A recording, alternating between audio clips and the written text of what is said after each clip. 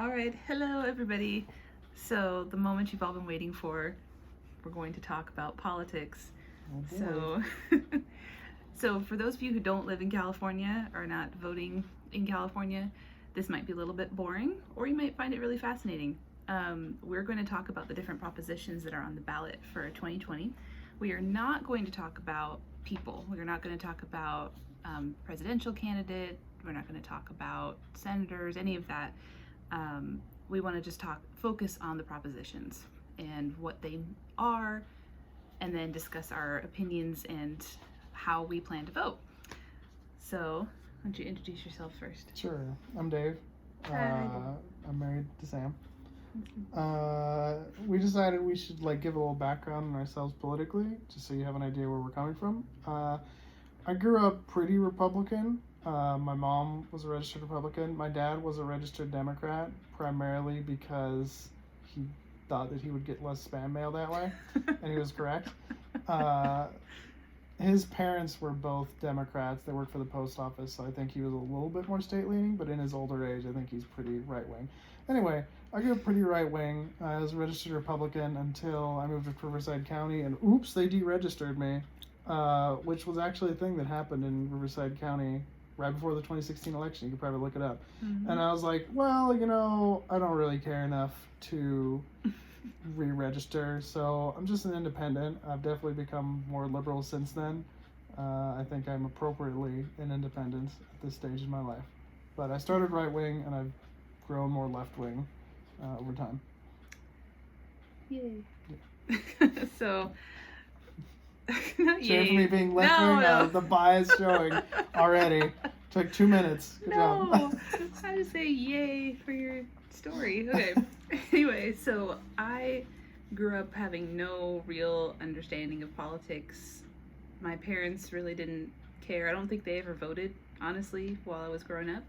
I don't know that they have voted recently. I should ask them about that. Put them on blast. Right? They don't have social media. They don't know. That makes okay. So, but in high school, I started to kind of form, thoughts and opinions about politics, and I found myself leaning quite a bit left, and that carried with me even into college and as I grew a little bit older.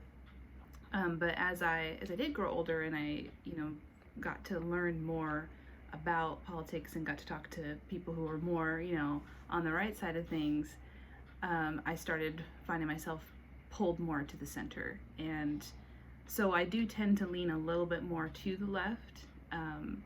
I don't consider myself a liberal or a Democrat. I've never actually been registered as anything, and I've talked about that in past videos. But yeah, so I think we're both fairly moderate at this point. I do think we tend to lean a little bit opposite, but not nearly as much as we did when we first met. I think if we'd had this kind of conversation 10 years ago, would have been a little more heated. Might still get heated. So stay tuned. So we're going to talk about just a couple propositions at a time. So rather than film like a 2-hour long video of us discussing things, we're just going to do 2 at a time. So we're going to start with propositions 14 and proposition 15. And there are 12 total. So we'll, I guess, have about 6 of these little snippets. Cool. Am I going first? I think so. Oh, I'm going first. Okay. I can't ignore it. No, it's okay. I'm going to talk about, we're going to introduce each proposition, just give a very brief summary, and then discuss our thoughts and opinions. Dave, I think you said you pretty much know most of what you're voting for. Yes. For these 2, I do, but the fun part of this is it could change as we talk. So we'll see. So Proposition 14 is based on stem cell research, specifically the continued state funding of stem cell research. So I did a little bit of research on this just to find out where did it come from, why is it important to know about this. In 2004, California voted actually to start funding stem cell research and created the California Institute of Regenerative Medicine. And this was in response to the federal government basically saying they weren't going to allow any federal grants. This was under the W. Bush administration, saying we're not going to support stem cell research. There's not going to be any federal funding or grants for that. So California, in response, said, well, we'll fund it. We will kickstart this research. And so there's been good things and there's been not so good things that have come out of this. But at this point, they're running out of money. So it's now 2020, 16 years later, they're running out of funds and asking for 5.5 billion, which would end up being 7.8 billion with interest over the next 30 years. So a yes vote on this would be yes, California continue to fund stem cell research through these bonds. A no would be no, the state lets the money run out and would not take on that 5.5 billion bond. One thing I wanted to clarify, this is for my own self too, a no vote doesn't necessarily mean that you're anti-stem cell research. It just means that you don't want California to continue funding it through this measure. So that's just background on it. My vote is no at this point. We'll see what we talk. But I don't think you're going to be different than that, but we'll see. So my vote is no, primarily because I think the funding can and should come from elsewhere at this point. It was not meant, the 2004 proposition was not meant to be a cure, it was meant to be a catalyst. And so this proposition would prolong that, but I think now that many federal bans have been lifted on these grants, there's other ways for the money to be gotten, other ways for them to get the money, and so I would say no on this. Also doing a little bit more research into the California Institute of Regenerative Medicine, it seems like it might be in need of some reform, particularly in how it's run. There's maybe a lack of transparency that I seemed to find when I was reading about it. So again, I think my vote would be a no. Not necessarily that there shouldn't continue to be funding for these types of research, but I don't think it needs to come from the state anymore at this point, especially right now, considering the budgetary crisis that we're in. Okay. I think it's really interesting you brought up the 2004, sort of when this started, because I remember back then it was a whole to-do. It was like on the same level of abortion, because it was like these are all coming from unborn children and children who you have to kill basically to get it, and like cloning and stuff. And my understanding is that is no longer the case. They've found much less sketchy ways of getting hold of stem cells, so that's not really an issue anymore. It turns out we lied to you, because I'm going to be the liberal. I'm voting yes. I'm voting yes on this one. And here's why. Now look, I totally get the fact that we have an extremely unbalanced budget in California. I totally get this is adding a lot to debt. And maybe this is a little naive of me, but at some point, the debt has sort of just become a number. I guess I'm to the point where I'm not sure who's going to call in this debt and cause California to suddenly fail. We look at banks and stuff every day that are too big to fail, and they're just underwater with their debts or whatever, and they get bailed out. If we should worry about any debt, it should be the national debt, which is in the multiple tens of trillions right now. So we're already screwed on that front. Here's the thing. The government is really good at spending money. And you know what's really good in a time of recession when people are looking for jobs? When the government can pump $5.5 billion into basically creating jobs. I know people who work basically on government grants. I don't know if it's state or federal, but their job is they do medical research and they find things that are worth researching for the betterment of people's health, and they get their payment from the government, from these grants. So basically it comes down to these grants create jobs, and we are in a state right now where not a whole lot of people can afford to take out. There's a lot of talk about, such and such company or such and such person is worth this $1 billion. And we hear, wow, they have that many $1 billion. No, that's not what that means. It means that's how much they could feasibly have if they decided to take a loan out on their net worth. You hear this with with sports owners all the time. It's like, why aren't they spending more on players when they're worth this $1 billion? A few $100 million is nothing to them. Well, they're worth that, but that doesn't mean they have it in hand to be paying out to guys every year. Not that I'm defending sports owners. That's just one example. But you know who can take out those loans? The government. The government can take out those loans and create the jobs that people need right now in the middle of a recession, when at the same time the governor is refusing to open up Disneyland and other places, and 28,000 people are getting laid off. I think this is a very different subset of people. I think those people who are losing their jobs are unfortunately lower income, and it's harder on them, where I think these jobs are going to be much more higher income because they are in the health field and research. But at the same time, I believe in studying health. I think one of the main arguments against this is we've been studying this since 2004, and where's the breakthrough? I can't answer that. Sam might have a better answer to that than me. I don't think there has been much. I think she's done a little more research on this than me. But to me, it comes down to who can create jobs right now, and the answer is the government. And the nice thing about this, too, is that if you want a job to not get done as quickly as possible, you get the government. You get some government employees to work on it. But the nice thing is here, this isn't creating more government employees. It's the government paying basically private firms, whether they're nonprofit, for-profit, stuff like that. So the money's coming from them, but it's still going into sort of the capitalist mindset where people are motivated to get the stuff done for their own profit. So I think this is actually a good time, if there ever was a good time, for the government to go into debt, because they can create jobs in a economy that really needs them. And I do think that the medical research is worth it. I understand the thought that there hasn't been breakthrough and we're just throwing money away, but that's not necessarily how that.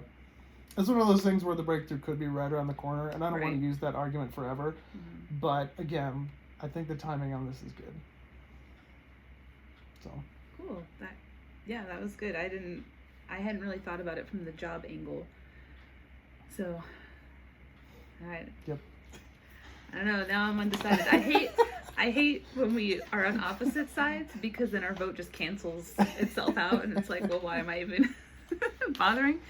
If you don't, then I'll be the one voting it, and then my vote will count. You gotta cancel this crazy liberals vote. So, to be determined. I think as of right now, I'm still a no, but I want to think more on that. So, good argument, man. Thank you. Mm-hmm. All right, great. So next is Prop 15. This has probably been the one that I've seen the most about. Like, if there's one prop you've seen, it's probably Prop 15. And Prop 22. Which one is 22? That's the app-based one. Even that one I've seen way more 15. I see way more in 15. So Prop 15 is basically a revision of how property tax in California's work.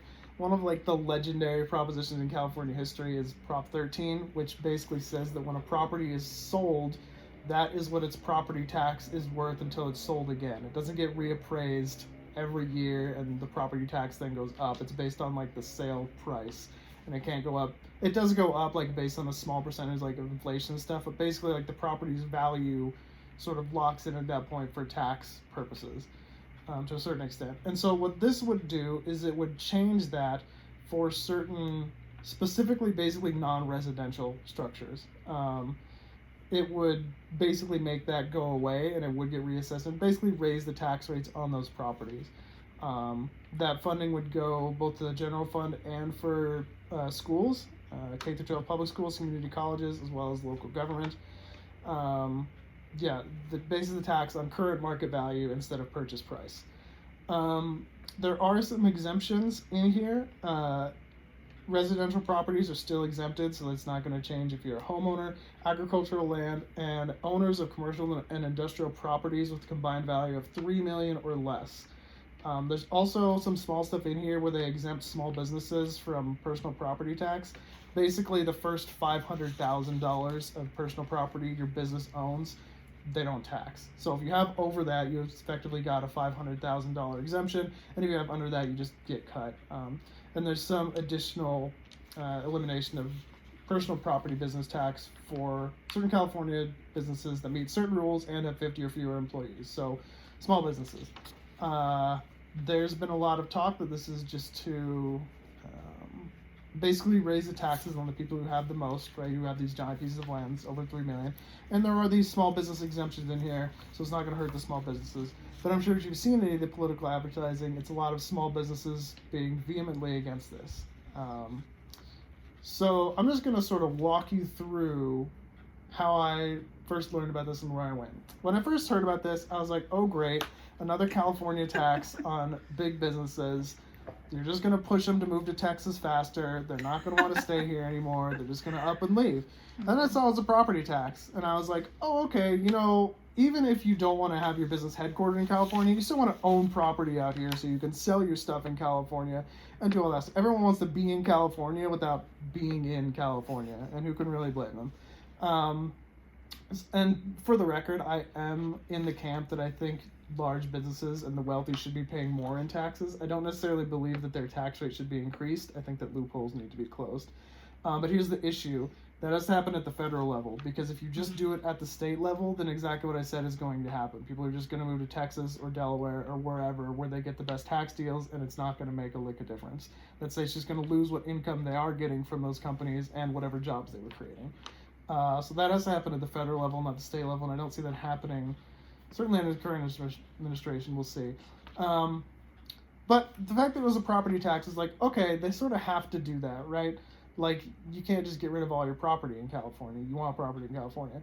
And then it said, but then I thought, well, what about the small businesses? And then I saw what the exemption was. And at first I think I saw 5 million, which is incorrect. It's 3 million. I was like, well, I mean, that sounds good, right? Like, if you're like a multi-millionaire, like, you should be paying more taxes, right? Mm-hmm. And then I thought, property in California is pretty expensive. I don't think you would actually have to own that much property to cross the $3 million threshold. And then I started thinking more, and I was like, wait a minute. A lot of these people who own all these, like, buildings and commercial structures are doing? They're renting them out. And you know who's not going to want to pay these extra taxes? The owners. You know who they're going to pass it on to? All the renters. They're just going to increase all the rent on everybody who's renting any kind of commercial structure. And to be completely biased, that would include our church, like almost 100%. I can almost guarantee you whoever owns the building our church is renting doesn't just own that building. Like, they own probably the entire park, which has got to be 3 million easy. Easily that's over 3 million. Mm-hmm. And so they're going to start paying more taxes. That means we're going to... I wouldn't be surprised. It was interesting. I was thinking about the personal property. I was like, if you consider all the personal property we have at the church, if we owned that building, we might, like, pay more on this. There is the personal property cut, so it might not have been that way. But we don't own. And it's not just churches. It's going to be all the small businesses that are renting. And there's not going to be much they can do about it, because there's still going to be people who want it. So it's just going to increase... And gosh, this sort of built in to where it's delayed over several years, so it sort of kicks in slowly over the next 5 years. But I wouldn't bet on the property owners waiting for those 5 years to kick the rent up. I think they're going to cite this, and they're going to raise the rent immediately to make a few extra bucks before they basically just break even with the rent increase. So all that to say, I'm voting no on 15. I think it doesn't actually provide any protection for small businesses. Like, whatever you might gain from the $500,000 personal property, you're going to pay right back in rent. And I just, I don't know the exact math on that. It's possible the $500,000 is worth it for some companies. That's hard to say, but I think especially, again, in this climate, I don't think that risk is worth it. And I'm friends with a few public school teachers, and especially one of them tells me all the time, he's like, public schools do not need more money. They need to spend what money they have better. I saw the laptop they bought for him to teach remotely, all right? It is way nicer than the laptop my work got for me. And all he's got to do is use some Zoom and, like, have stuff open on that. And I'm actually, like, word processing and having multiple, like, Excels and, like, PDFs open and all that. Not that that's even super, like, intensive, but his computer is nicer than my computer. And imagine every teacher in that school getting that $1,200 laptop for what should be, a 1-year temporary thing. Now imagine that extended to the entire district, the entire county. And it's like, wow. That school in particular, though. That's true. That school, yeah, I don't know if it's a district thing or a school thing. All I'm saying, and then you do get into the weird thing of, like, yeah, low-income schools could use this money. But it just never works out that way. If you want to talk about, like, stem cells and how long we've had that going and, like, not making much of a difference, how many taxes and stuff have we said, oh, this is going to the schools, this is going to make the schools great, and it's like, oh, we need school money, it's so bad. Yeah. So, anyway, there was the conservative. There he came. There he was. There's that old Republican come back out. Well, so you and I have a strong vote. All right. I'm also planning to vote no on this, and So here's the thing: when I see a proposition that includes the phrase or the term, "we'll fund schools," public school funding, K through 12. I used to be like, oh, okay, this is something I should probably vote yes on. Let me take a look. But every time I look deeper and deeper into these propositions, a piece of my soul dies, because I just, first of all, I mean, and I don't work in the public school system anymore, but I have, I still have connections there, and I still have such a love and a heart for the public school system, and I want to see it flourish and thrive. And I feel like these taxes or these propositions get thrown out there, and they sort of tack on the public school phrase to, like, grab votes, to grab attention. But also included in there is local government, and that makes me suspicious, which is probably his fault, honestly.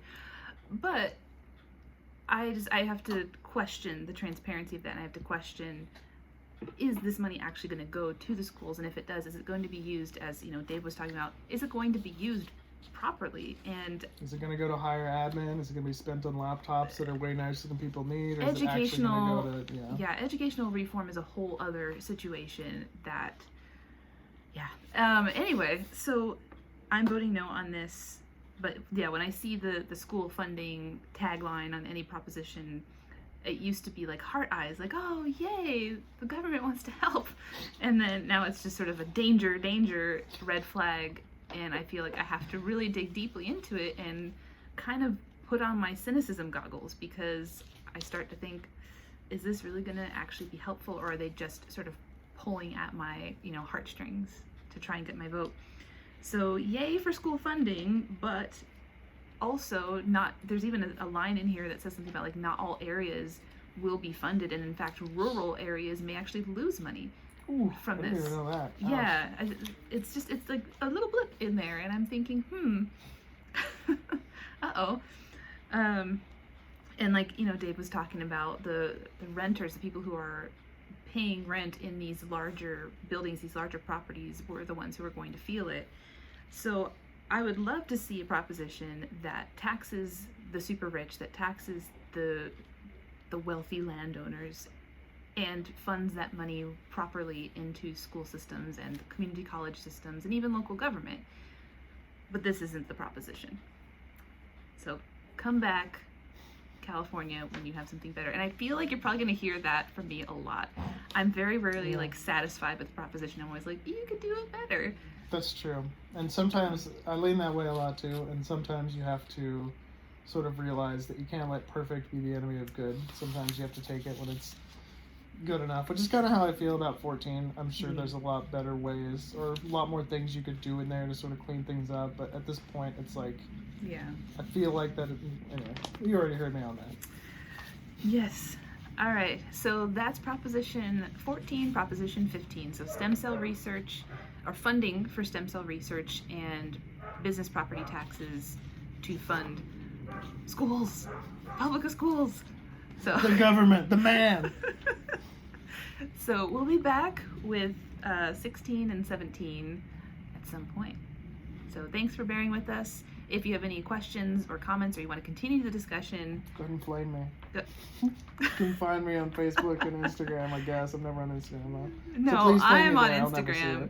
So we're both on Facebook. Dave tends to be more on Facebook. I tend to be more on Instagram. I will post this on YouTube and on Instagram so everyone can get a hold of it. You can find him at GamerDave on Instagram. You can find me at Snapled on Instagram, and then our names on Facebook. Not too hard to find us. But please comment if you want to chat. If you go to our church and you want to hang out after church and do lunch and ask us why we're so ridiculous and how dare we vote the way we voted, or if you just want to talk about it, we're down for it. We're here for it. And also a special shout out to Francisco Barajas, because this was sort of inspired by a group discussion he organized back in college during another one of these elections, where we had a whole nice big chunk of complicated ballot for California. That was really, I think, one of the things that sparked my desire to want to know more about politics and to sort of feel empowered, like, oh, I can understand these things. I can sort of read between the lines. So thank you, Francisco. You are awesome, and we love you. We need to do dinner sometime to meet all your babies. Yes, So- all the babies. Okay. All right. All right, we'll be back. Bye. Bye-bye.